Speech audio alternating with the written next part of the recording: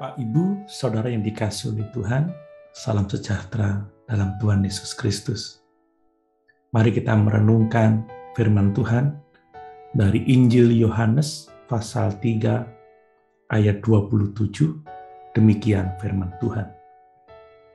Jawab Yohanes, "Tidak ada seorang pun yang dapat mengambil sesuatu bagi dirinya kalau tidak dikaruniakan kepadanya dari sorga."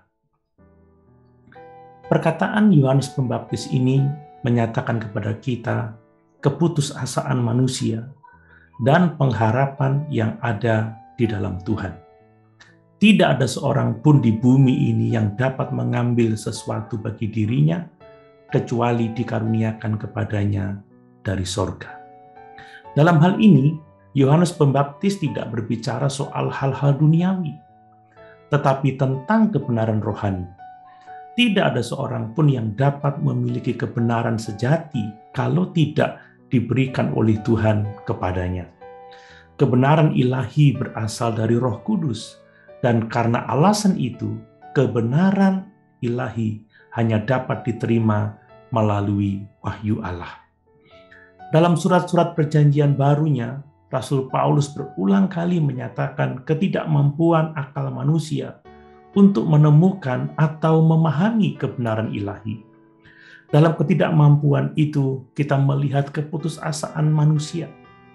Yohanes Pembaptis berkata, kecuali diberikan kepadanya dari surga. Dan inilah harapan kita. Kata-kata ini tentu saja berarti bahwa ada yang namanya karunia untuk mengetahui, yaitu suatu karunia yang datang dari surga. Tuhan Yesus berjanji kepada murid-muridnya bahwa Roh Kudus, yaitu roh kebenaran, akan datang dan mengajar mereka tentang segala sesuatu. Tuhan Yesus juga berdoa seperti tertulis dalam Injil Lukas pasal 10 ayat 21. Aku bersyukur kepadamu Bapa, Tuhan langit dan bumi, karena semua itu Engkau sembunyikan bagi orang bijak dan orang pandai, tetapi Engkau nyatakan kepada orang kecil.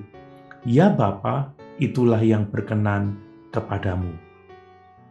Bapak, Ibu, Saudara yang dikasihi oleh Tuhan, mari kita bersyukur karena melalui firman dan Roh Kudus, Tuhan berkenan menyatakan kepada kita kebenaran Injil yang membawa kita ke dalam persekutuan dengan Allah, yang berarti keselamatan jiwa kita.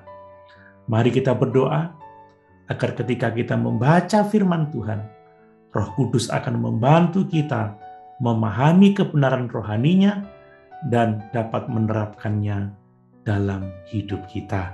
Haleluya. Tuhan Yesus memberkati.